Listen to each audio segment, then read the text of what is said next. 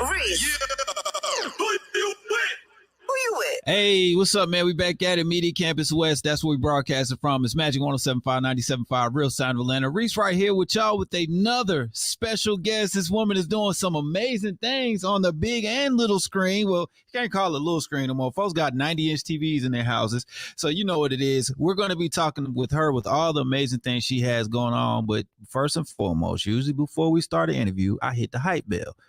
I've been informed she has her own hype bell, so I'm going to give these duties to her for the show. Go ahead and hit it one time. Ooh, ooh, ooh. I'm an author in the building right here. Of course, you've been seeing her face everywhere from Color Purple. They've been promoting it heavy. We've been seeing that radiant smile she has on there. You may know her from Wakanda Forever. She has other things in the pipeline coming up for 2024 that we have to talk about. She's got her own production company, and she was personally giving some lessons from herself. We're talking about none other than Oprah Winfrey. But without further ado, let's get this thing going. I'm an author in the building. What's up, mama?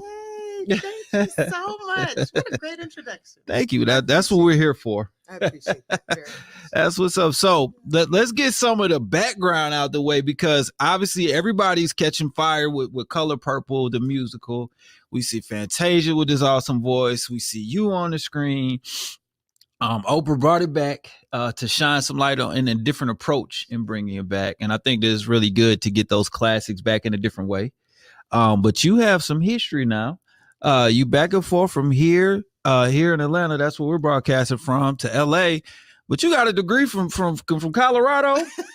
So you was making it cool before prime time, before Coach Prime. That is correct. He came to us. Okay. Thank you for pointing that out. I appreciate Okay.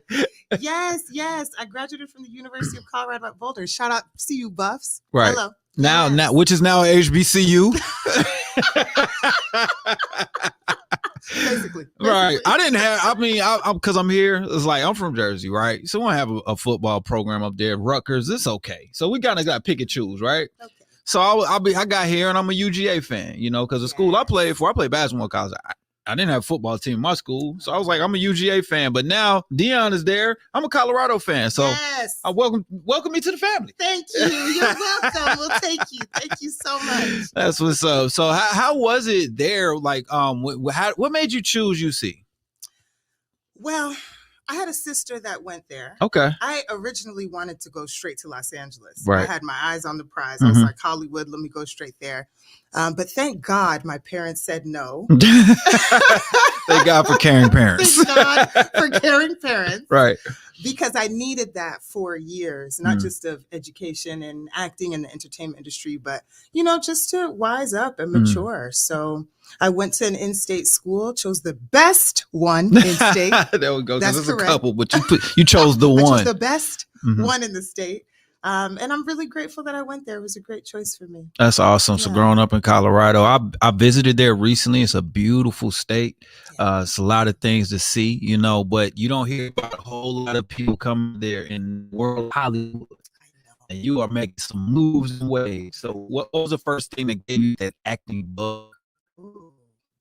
So I think performance has always been in me. It's in your DNA. It's just in just who I am. I've just always been interested in film and television. Storytelling in any medium interests me. Okay. But I didn't know that it was a profession and it was something that you could hopefully make some money doing. Right. Hopefully is the right. key word. Hopefully. I didn't know that until I got to college and I found out that there was a program that really trained actors and taught you about the business. And so once I found that out, I was all for it. And after that, that's it. Let's go. There we go. I like it. Let's set the reins and go. Yeah. I like it. What was one of the most important things you learned from actually trying to pursue that degree? One of the things that may stick out that you pretty much use to this day, maybe? Wow. So I had a really great professor, which I always shout her out, Cecilia Pang. She changed my life. You have that one good teacher that just I had it too. everything. I get it. Yep. Yeah. She really instilled in me that the way that we carry ourselves every day is the way that you're also going to carry yourself on camera, is the way that you're going to appear to anybody who's watching you in the audience, the way you interact with people in life. Yes. And so since then, I sit with my back straight. Okay. I need to walk take with that my lesson back because I straight. don't. Yeah, it's true. Let me It sit up. helps. Hold on. There we Yeah. go. I There feel you go. regal now. I like it. You walked in with so much class and regalness. Ah, There we go. That's from sitting up straight. Now I've learned something. Thank you. Yes. When you change your posture, the way you Mhm. carry yourself changes, the way you speak changes. Mhm. And so I've carried that through the rest of my life. I Wow. just watch how I walk, watch how I speak, watch how I stand, watch how I carry myself. It's important. There you go. Live it like you do it. Exactly. And it comes off genuine. And then you do on screen. So let's talk about this journey. You get out of school. Did you move immediately to Hollywood? Like 2 days later. She's like, I'm Seriously, ready. I graduated, packed my bags, and I was out of there. Yeah. I was out. That was my goal the whole time. So I was ready to go. There we go. There we Yes. go. So Yes. you get to moving on this journey. And let's fast forward a little bit because you have a lot of history, and I do not want to disrespect any piece of it because it all brings you to where you are right now. But a lot of people seeing your face, they saw you in Wakanda Forever. So tell me how that came about. Oof. Auditions. Got you. I'm so grateful to my agency, Stewart Talent. Mm-hmm. My agent, Christy, she is a worker. She's a bulldog in the best way possible. I love her. I had a series of auditions and I booked it. And it's so interesting because I came in kind of on the tail end. And so they're really, really tight over there at Marvel and Disney for good reason. Right. And so I didn't know what I had booked, but I found out. Hello. You did 4,000 auditions and didn't know what you auditioned for. Yes, because they can't release the script. Right. So they can't tell you. Right. But I found out after I booked it and I was in shock. I bet you were. I bet that was a good email. I know. So hold on. What were these auditions like? What was it like? Okay, you played security guard number 3 just so they could see how you acted, and they were like, okay, let's go ahead and give it this role. Well, they just give you very vague language because I realized after the fact that when it says, "Oh, the people are coming in," really in the script it says the Wakandans are coming in. But if they say that, then you know exactly what it is. They don't know who I'm going to call after that. Right. Girl, let me tell you this line from scene 6, line 17. Exactly. So it's just very vague language, but afterwards I understood, and I also very much understand why we need to have that discretion. Absolutely. I remember there was a drone being flown over one of the scenes that got shot down. So I know how serious they take it. They don't want anything leaking. Well, right. Yeah, right. No one wants spoilers. No, not at all. Not at all. So I know it was hard to keep that secret after they wrapped and had to go to editing. Yes. And I am good at that because I like to keep my jobs. Exactly. So I didn't say anything. I had a number of friends who were very upset with me. I know they were. I know they wanted to know the after credits. Come on, Albert, tell us something. No, because they went to the movies and saw me, and it was like surprise. Right. Because I'll keep the secret. I like checks. Yeah, I feel you. I mean, you gotta like the checks more than you like giving a spoiler. Exactly. You know what I mean? I like it. Right. The industry appreciate you. Yes, very good. Tell me about this Color Purple call. Like, what was that about? Gosh, wow. So, like so many of us, I'm sure I grew up with The Color Purple. Right. And I know all the words to the film. I literally interviewed the original Celie, the younger Celie. Yes. And we had a time up here talking. Right. So we all kind of know. It's like a cult classic. We understand it. It's something. It's like a rite of passage. When you're at a certain age, you're going to watch Color Purple. Yes. You know? Oh, yes.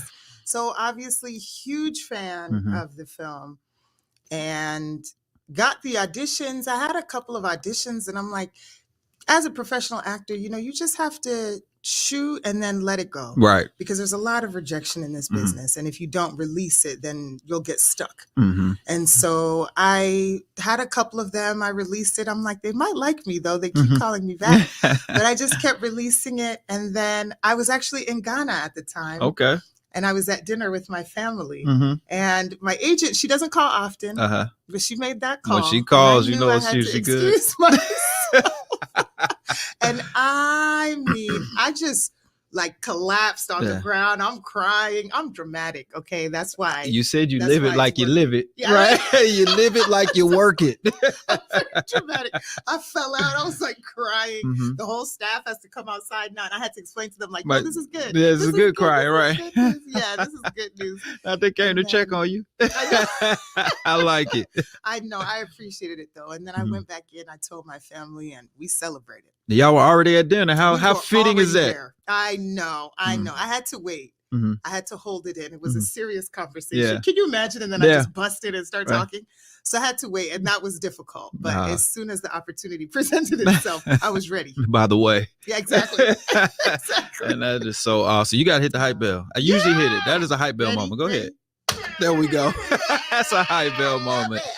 Oh man, so being able to go back, because I'm like gearing up, ready to go take my first visit to Africa. So I'm like excited about it, trying to plan it out and everything. And you're in Ghana, you're visiting the motherland. And man, how amazing is it to you know your roots, you know who your parents are, you know where you came from, right? To be there, you're with family. And then to get that call, that must have been overwhelming in the most positive way. Incredibly. I've quite literally been waiting my whole life to meet and work with Oprah. Right. So this whole project has felt very full circle for me. And as you mentioned, to be in Ghana while I received that call and to be working with our director, Blitz Bazawule, who is just an incredible Ghanaian visionary. The whole globe is about to experience him now. Right. It was just so special. It was very special. That's amazing. We've been seeing these clips of the movie and the trailers, and everything looks so colorful and open and vibrant. It's almost giving a different feel to what it is, but I know we're still going to get those stories and the dramatization. Yes, of course. Yeah, it's a reimagining. So it's the same story that we all love, and a lot of things feel familiar, and also it's being retold in a different way. Yes. So if you've been a fan of the film, if you've been a fan of the Broadway production, I'm positive you're a fan and of this that's the movie. Yes, absolutely. That's about, you got to hit the hype bell again. Yeah! For Color Purple. I love it. I love it. And you got to work closely with Oprah. It hasn't been a secret. You said it in other interviews. You've been able to speak with her, and she's been able to give you some gems. You got to give us an Oprah gem. Too many. Just give us a couple. Just sprinkle some in. You know what she said that really stuck with me?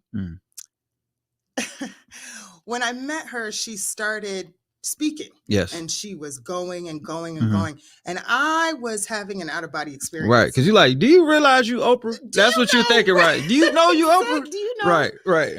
And so at some point, I just kind of snapped out of it and I interrupted her. And I was like, wait, no. Because I have had a speech prepared for many years. Right. I was ready to give the speech. Right. So I said, no. I want to tell you, how great you are. And I started going, and she squeezed my hands and she said, no, I need you to receive what I'm giving. That's big. I sat with that for a minute because she's right. I mean, so often it's one thing to receive a compliment, and it's another thing to sit and receive that level of praise and acknowledgement from somebody that you admire so much. So I did. I sat with it. I'm still sitting with it now. That's why I said, take that deep breath. Right. You did. You were like, you had a flashback. I was like, okay. Every day. No, but that was something that really sat with me. It showed me not only how generous she is even with her wisdom. She's generous. Because she doesn't have to be, but she is. She is. Yeah. It showed me not only that, but that I was worthy too of receiving that level of praise. Amen. So, that's it. Yeah, I accepted it. That's got to be amazing. That's got to be like the extra push of win, or like filling up that car with premium octane gasoline. And Oprah says, hold on, wait a minute, baby. Let me tell you about you, and then still drop some knowledge on you. Yes. Wow. Because at this point, I mean, nobody could tell me anything. Right. Oprah said I was dope. I'm dope. Said I was good. That's all I need. That's it, right? That's cool. So throughout the production, I'm sure that you just saw how she was kind of moving in the business side of it, because mostly she's on the other side of the camera. What were some things that you may have picked up, or like some things that you saw that made you go, okay, I'm gonna use that? So it's just the level of thought process that I watched both she and our director Blitz had. Mm-hmm. Just in the takes, the level of connection and emotion that we had to each other as actors, Mm-hmm. that they had to us. Yes. We had the crew. It was very familial. Mm-hmm. Okay. And that's something that starts at the top. Yes. So when the folks that are in charge, our producers, our director, when they come to set with that kind of energy, it just bleeds to everybody else. And so this was such a beautiful experience for me. Yes. Of having an on-set family where we all just blended together. And that's something I'll definitely take with me and try my best to do also when it's my turn to be in that position. Oh, it's coming. You have a production company. Let's go ahead and seg into that. Let's talk about it. Thank you so much. Yes. The Ohema Project. Ohema means queen in my language. I like the way that she's pull it all the way out. Right. Yes, the Ohema Project.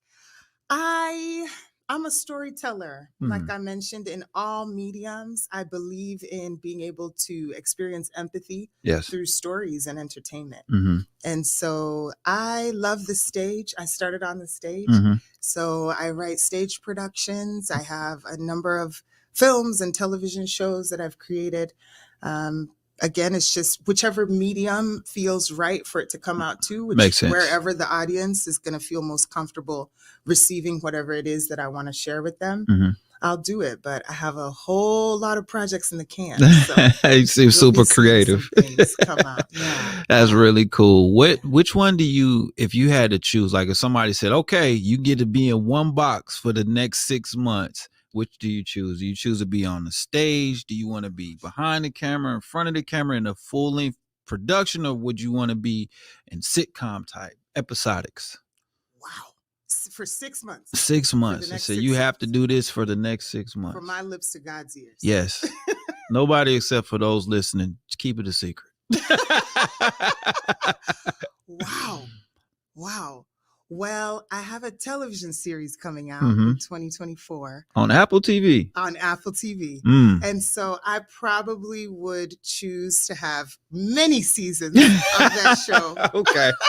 Okay. So that I can recur regularly on that show. So that's what I would choose. So we hit the hype bell for that. Show's coming on Apple TV. Nothing wrong with Tubi, but this is Apple TV. This is different.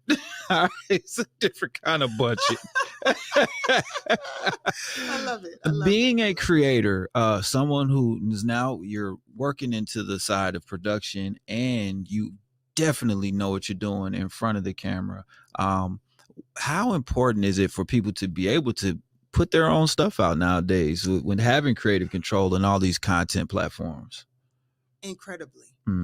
But I feel like what is more important is that you know what you're doing. Quality. Yes, because if you are creating, then that's what people are going to receive first. Right. If you're acting and it's not your work, then obviously you're working on somebody else's project. Right. So even though they receive you as a performer, they're going to receive the words and the script from whoever wrote it. So I feel like if you're the one that's in charge, you're the one that's behind the words. Yes. Then it's probably your job to make sure that that comes across beautifully and correctly. Okay. So focus. There we go. Integrity. Maintain that integrity. Because a lot of people, blood, sweat, and tears, a lot of sacrifices were made to be able to get to this point. So let's all take it serious. That's what it sounds like. Absolutely. Very serious. Right. Let's respect the craft. Time is money. Yes. Yeah. I can't get it back either. Yeah. All right. Absolutely. I love it, man. Albert Arthur in the building. We're kind of talking about Color Purple. We're talking about Wakanda Forever, her production company. We got new TV shows coming up on Apple. Now she's about to be helping other people get jobs with her production company. I love all of that. But one thing we do have to talk about is you being a beautiful African woman. You go to Ghana. I'm about to go soon. I'm putting it up there. Good. My friend Coria, she's taking groups of people out there because she's been and she loves it. Yeah. Shout out to the travel chick. Give us 3 things we need to do if we visit Ghana. 3 things. My gosh. Woo. I know the list is way longer than 3. Woo. 3 things you need to do if you visit Ghana. The first and in my opinion, the most important Okay. is to go to the slave dungeons. Okay, go to the slave dungeons. That's the most important thing, because that is an experience that you will not have anywhere else in the world. Mm-hmm. And for us, that is very important, as you know. Yes. And take time. Mm-hmm. Take time to do that. Okay. And then you need to go out. Go out. I said you gotta go out. You gotta shake it up a little bit. Because the party scene in Ghana, again, it's something you've never experienced before. Parties start at like 1 a.m. Wow. So okay. you need to be prepared. Oh yeah. see, Unc gonna kick in with me about 9 o'clock, so I'm gonna have to take a nap. I'm gonna take a nap and then go. Okay, yes. There we go. You have your full day. You go sightsee. You take a nap. You rest. And then you wake up and you go out. There and you go. Plan to be out through the whole night. Okay. And then number 3, then you eat. Okay. Eat. All right. The food, the cuisine. Gosh, it's so good. I love it. So you have to make all of the time in the world to sit down and eat, because it's going to take time to prepare that food. Yes. Yeah. Everybody's preparing everything by hand and with love. So you have see, to that's the time. key, with love. That's what we missing a little bit. I love it. I love it. Thank you so much. The eyelash bat just put the icing on the cake for it. I ain't mad. I hope y'all saw that on camera. She's just too talented. It's just radiating off of her. All right, let's get into our fast 5 questions. Before we start that, but our first question is always going to be our Sunday dinner pick, right? So I know you're back and forth, bi-coastal, LA, Atlanta, and wherever work takes us, right? Yes. When you're in Atlanta, you got to give us a place that you will go to, a one go-to spot you would do to eat, and why? Like, what's the dish you're going to get? Oh my gosh. Okay. So one of the best burgers that I've had in Atlanta is at J. Alexander's. Okay. Yes.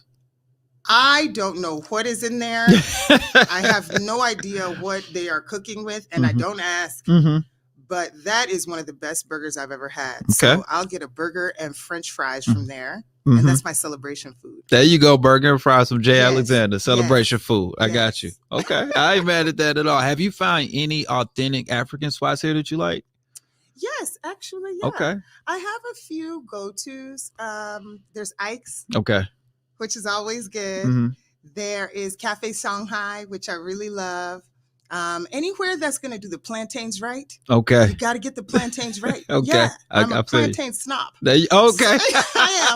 I am proudly. I got you. So you got to get the plantains right, and those two get them right. So, yes, I'd suggest either of those. There we go. All right, I'm gonna have to relate this to my boy Jared over at Jared Eats, and you gonna have to try the good plantains. Please. All right, that's what's up. All right, next question: if you were choosing a production with your company and it's a stage play, give me 3 actors or actresses you're putting on your stage that you're going to cast first.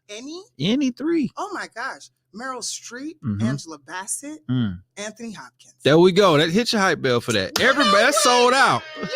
That's main Broadway. Easy. Yeah. All right. They're doing a dinner. Give 4 guests. Anybody. They don't have to be here. They could come in spirit. They could zoom in from heaven. You give 4 guests. Who are those 4 guests? And where do y'all eating? Well, we're going to eat plantains. There we go. From Ike's. No, I was kidding.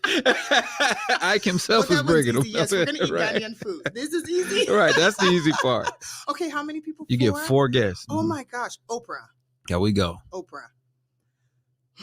Michael Jackson. Okay. Malcolm X. This is a great table. This is one of the top 5 tables right here. Jesus the Christ. There we go. Okay. There we go. Hit your hype bell. She done invited Jesus. So anytime the water runs out, we're going to turn it to more water, then we're going to turn it to wine, and the plantains are going to keep coming. You cheated a little bit. I think you cheated a little bit. You got a cheat code. She's like, Jesus.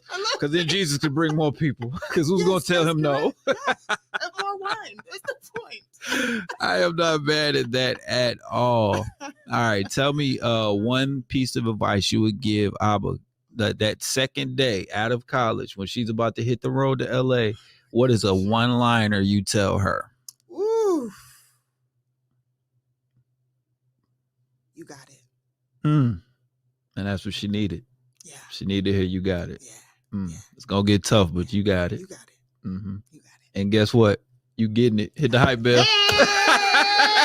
And that's our interview, y'all. Make sure you check out The Color Purple, the music. Abba Arthur will be in it. Directed and produced by Oprah, and some amazing people are behind and in front of that lens. So make sure that y'all check it out. I'll be there. You be there too. We up out of here. This is Majic. It's time to see who's with Reec. Hey, yeah. Who you with? Wendy.